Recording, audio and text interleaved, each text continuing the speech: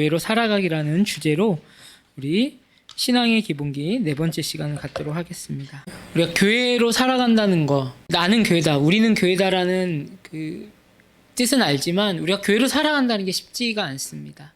교회는 하나님으로부터 부름받아서 그의 뜻을 행하며 살아가는 것이 교회의 목적이죠. 교회가 다른 의미를 구하고 다른 뜻을 구하면서 교회는 창피를 당하게 되었죠.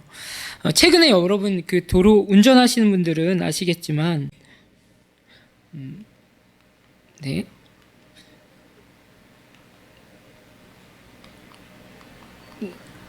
이게 안 되나요?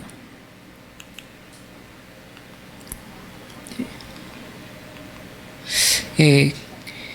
제가 집에 딱지가 날라왔더라고요. 원래 50km 도로로 그냥 알고 있었는데 갑자기 그 도로, 여기서 나오는 지금 대한민국의 모든 도로가 10km 정도 줄어들었어요. 또 스쿨존이라고 하는 그 아이들 존은 30km로 되어버렸어요. 그 이마트에서 여기 오는 길에 원래 50km였는데 30km가 된 거예요. 저는 한 47km 정도 했는데 지나가는데 딱지가 왔더라고요. 근데 딱지 안에 너무 안도하는, 지금 계도 기간으로 봐주겠다는 거예요. 아마 3월 며칠까지는 봐준대요. 이런 속도가 줄어졌어요. 근데 한편 이 속도를 줄인 건 뭘까요? 차 있는 분이 불편하기 위해서가 아니라 사고가 많이 난다는 거예요. 속도가 빨라져서 사고가 나니까 결과상도 속도를 줄이니까 어떻게 됐어요? 사고가 많이 줄었다는 거예요. 그래서 요즘에 정말 사고가 많이 준 것 같아요. 뭐 이렇게 빙판에 미끄러진 사고 아니면 자동차 사고는 많이 준 것 같습니다. 저는 이걸 보면서 지금 우리의 삶에도 많은 문제가 생기고 사고가 나는 이유가 뭐 때문일까? 아마 속도 때문이 아닌가. 내가 원하는 그 기준치. 차를 운전하신 분들 알겠지만 악셀레이터를 밟는다는 건 누가 주권을 갖고 있어요? 우리가 갖고 있습니다. 과속도 우리가 하는 거고. 결국 우리가 조금 조절을 하면 뭔가 시간의 흐름, 시대의 흐름에 맞추면 사고 나지 않을 텐데, 여러분 교회 안에서도 사고가 많이 났습니다. 그렇죠? 지나친 성장주의가 우상화를 만들어내고 황제가를 만들어내고, 또 교회 성도들이 함께 천천히 가야 할 문제를 욕심으로 채우다 보니까 경쟁이라는 것이 이루어지고, 정말 신앙생활이 아닌 비교와 경쟁이 교회 안에 가득해지면서 관계가 깨졌습니다. 우리 교회 너무 감사하다는 거예요. 느꼈어요. 뭐냐면 이 근처 교회에 자매가 와서 이렇게 대화를 나눴어요. 우리 사모랑. 근데 그 교회는 교제를 할 때 좋은 것만 얘기하래요. 이렇게 소모임을 하면 은혜 받은 거, 좋은 거, 비판적이고 힘든 거 얘기하지 말고 좋은 것만 얘기하라는 거예요. 뭐 교제가 뭐 화기애애하려면 그렇게도 할 수 있죠. 근데 진짜 공동체면요, 비판적인 걸 좀 가감을 해야 되겠지만 힘든 거 얘기할 줄 알아야 합니다. 같이 들어주고 울어주고 아파하고 기도해 주는 게 교회 아닌가요? 근데 그런 교제의 관계성 없이 자기들의 이제 원하는 속도 안으로 가겠다라는 것이죠. 여러분 우리 교회 속도가 빠르신 것 같습니까? 저도 모르겠습니다. 몇 킬로가 되는지 모르겠지만 중요한 건 주님의 때에 주님이 원하시는 속도가 중요한 것 같습니다. 우리 교회가 지금 고민하며 속도를 맞추는 건 사실은 멤버십 때문에 그렇습니다. 멤버십이라면 이 교회의 일원으로서, 공동체의 가족으로서 어떤 가치관을 갖고 있어야 하는지, 어떠한 틀을 갖고 있어야 하는지, 또 어떠한 성경을 보는 이해가 갖고 있어야 하는 데한, 이것이 하나 돼서 하나의 공산주의를 만든다는 게 아니라 하나님께 순종하기 위해, 또 서로를 인정하고 서로를 축복해주는 문화를 만들기 위해서 이 멤버십이 만들어져야 되기 때문에 그렇습니다. 근데 이 멤버십은 교회마다 다 달라요. 교회 문화가 있고 사람마다 다르죠. 그러나 우리가 이 멤버십을 어디에 기준을 두고 세워야 하는가? 여러분 어디일까요? 성경이죠. 말씀이죠. 말씀도 어떻게 보면 율법으로 보이지만 우리 두 눈, 믿음의 눈과 현실의 눈을 떠서 보면 하나님의 뜻에 순종하는 그런 말씀의 눈을 가져야 된다는 것이죠. 여러분 우리 그레이트 커미션, 그러니까 대지상 명령이라고 하는 마태복음 28장 말씀이 있습니다. 이것은 꼭 선교에 대한 말씀이 아니라 바로 하나님의 사랑을 받았으니 그것을 살아가자는 말씀입니다. 그러므로 너희는 가서 모든 민족을 제자로 삼아서 아버지와 아들과 성령의 이름으로 세례를 주고 내가 너희에게 명령한 모든 것을 그들에게 가르쳐 지키게 하여라. 보아라, 내가 세상 끝날까지 항상 너희와 함께 있을 것이다. 네, 이 지상명령은 어떻게 보면 때로는 부담스럽게 읽혀질 수도 있습니다. 어쩔 때는 읽을 때 막 주님의 성령이 역사하며 소망으로 읽혀지기도 합니다. 근데 이 지상명령이 지금 이 그림에도 나오시듯이 공부하듯이 배워졌다는 거예요. 빨리 적고 공부하고 뭐 하는 게. 여러분 정말 신앙생활은요, 살아가는 게 더 힘든 것 같아요. 그렇죠? 공부해서 되는 게 아니라 순종과 하나님의 관계성 안에 있는 것이죠. 그러나 중요한 것은 예수님의 마지막 유언 같은 메시지는 뭐냐면 모든 민족으로 제자를 삼아서. 근데 모든 민족의 시작이 어딘지 아십니까? 사도행전 1장 8절은 너희가 예루살렘을 떠나지 말고, 이게 연결 구절이에요. 이 예루살렘이 어떤 지역입니까? 이스라엘의 수도지만 예수님의 제자들에게는 창피한 땅이에요. 호산나 다윗의 왕이여 개선문같이 막 들어와서 우리 주님이 일하실 거라고 하고 옆에 등등히 했는데 예수님 십자가에 못 박히자마자 뭐예요? 제자들이요? 다 도망갔어요. 그게 어디냐면 예루살렘이에요. 제자라고 했던 그 예수님의 제자들이 창피함을 당한 곳. 그래서 자기네 고향으로 갈 수밖에 없었던 거. 근데 예수님은 어떻게 해요? 다시 부활체로 해서 그들 다 끌어모아요. 얘네 어부가 있는 곳은 바닷가로 가고 어디 집으로 가고 해서 뭐예요? 모아서 어디로 모아요? 마가의 다락방으로 모으신 거예요. 거기가 예루살렘인 거예요. 근데 예수님이 어디서부터 시작해요? 모든 민족이 너희가 그렇게 제자라고 했지만 그 제자도가 상상이 부서진 그곳에서 시작되어야 된다는 거예요. 여러분이 산산이 부서진 곳이 어디입니까? 가정 아니셨나요? 직장 아니셨나요? 때로는 어떤 관계 아니셨나요?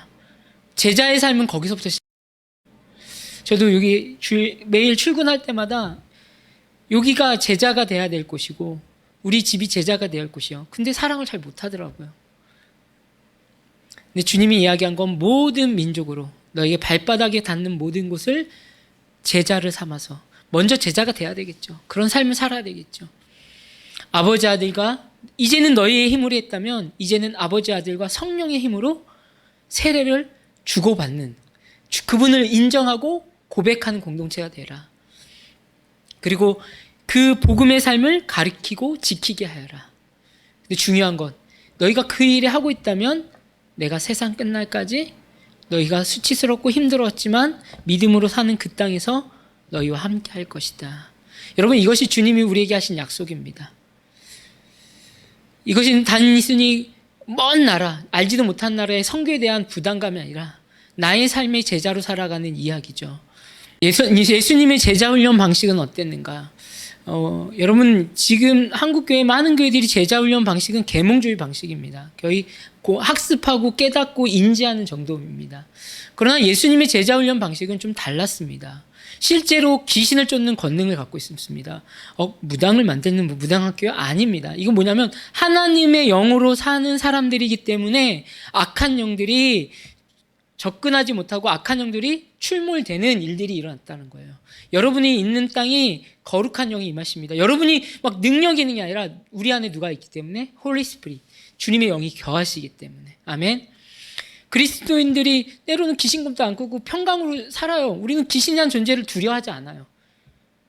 근데 가끔 꿈에 나타나면 그냥 꿈자리가 그 정도죠. 귀신에게 당하진 않아요. 왜요? 우리에게 하나님의 영이 더 강력하기 때문에. 실제적으로 귀신을 쫓는 권능을 예수님은 제자들에게 가르치고 그것을 보여주실 뿐만 아니라 배양시키셨습니다. 많은 이들이 제자하려는 지식 전달이고 얼마나 암송했는가에 따랐지만 저희 교회 생명이 살면서 제가 암송 체크 많이 안 하잖아요. 그렇죠? 왜 하느냐면 이건 살아가는 능력 배양이 중요한 거예요. 내 안에 그렇게 살아갈 수 있는 능력 배양이 있는가. 바로 예수님은 능력 배양하시며 우리를 세우셨다. 또 예수님은 말씀을 전파케 하셨습니다. 이것을 그냥 그 강의실에 머무는 말씀이 아니라 어디로요? 삶의 자리로, 현장에서 그렇게 살게 하셨다는 거죠. 그리고 중요한 건 예수님의 제자 훈련은 딱 보내고 끝난 게 아니라 뭐예요? 그들과 함께 하셨다는 거예요. 그들을 중보하셨고 예수님이 왜 새벽마다 기도하셨습니까? 자기가 내 뜻을 위해서가 아니라 제자들이 견디기 위해서도 중보하셨겠죠. 그러면서 예수님이 갈 때 내가 가는데 나만 이제 갔으니까 끝나는 게 아니라 너희를 위하여 성령이 오실 것이다. 그렇죠? 이 성령이 그냥 강신하는 것을 넘어서 뭐예요? 너희들을 보호하고 인도할 하나님의 영이 이제 내 모습은 보지 못하겠지만 성령이 너희를 인도하겠다는 거죠. 듣고 배움에서 넘어 예수님은 그들과 보고 배우게 하셨습니다. 함께 했기 때문에 보고 배운 것이죠. 여러분, 멤버십이 되기 위해서는 여러 가지 규칙이 있어야 되고 규율이 있습니다. 근데 이게 율법은 아닙니다. 우리도 보면은 정규적인 집회가 있고 또 예배 참석이 있습니다. 이건 참여성을 이야기하는 것이죠. 또 어떠한 신앙의 규범들이 있습니다. 서로 준수하며 지켜야 될 것들이 있습니다. 또 헌금 생활에 대한 이해도가 또 있습니다. 또 이웃 공동체, 이 사람들에 대한 어떤 생각이 맞춰져야 됩니다. 또 교회가 사회 안에서 어떻게 살아갈 거라는 고민들이 있습니다. 제가 이렇게 빨리 지나가는 건 후에 나오기 때문에 그렇습니다. 근데 우리가 좀 지금 이 시간에 좀 보아야 할 거는 직분이라는 우리 교회 식구들이 이 시간 많이 예배를 드리시잖아요. 직분이라면 사실은 저희 교회에서 신앙생활에서 직분은 어느 분도 있겠지만 대부분 전에 교회에서 직분을 얻어오셨거나 그런 삶을 사셨을 거예요. 뭐 전사님도 계시고 장로님도 계시고 집사님도 계시고. 근데 우리는 왜 그 직분을 그냥 부르는가? 존중하기 때문에 그래요. 다시 우리의 어떤 다 걷어놓고 이렇게 하자는 게 아니라 존중하기 때문에, 그분의 삶을 뭐 하기 때문에? 존중하기 때문에. 나 사역도 안 하는데 왜 전도사지? 여러분, 그게 아니라 존중하기 때문에. 사역이라는 것은 어떤 교회 행사를 치르는 것이 또 중요해요. 근데 1번은 뭐냐면 영혼을 섬기면서 봉사하는 게 사역입니다. 주님의 미니스트리는 어떻게 영혼을 섬기는가. 저희가 추구하는 이 가정교회 운동에서는 목사, 전도사 많은 그러한 직분들이 있습니다. 그러나 모든 방향의 목적은 뭐냐면 사람을 살리는가, 사람을 성공시켜야 하는가, 정말 이것이 분주함을 넘어서 하나님의 뜻에 참여시킬 수 있는가라는 것이죠. 여러분, 그러한 이해를 위해서 우리 장로님이란 칭호는 교회 항정직으로 안수를 받게 됩니다. 그리고 전도사님들은 대부분 교회 안에서 사역을 위해서 호칭을 주고 또 노예에 등록이 되기도 합니다. 또 안수 집사님들은 또 안수를 받은 집사님들을 안수 집사라고 합니다. 사실 한국 교회는 이제 서리 집사라고 해서 사실은 1년짜리 집사라고도 해요. 이 서리 집사님들은 뭐냐면 1년마다 매번 이렇게 갱신을 하고 올려드려야 되는 명예직 같은 거. 그러니까 일을 할 수 있고 체킹을 해요. 그러나 이러한 틀로 가는 것이 아니라 좀 이해를 위해서 제가 했고요.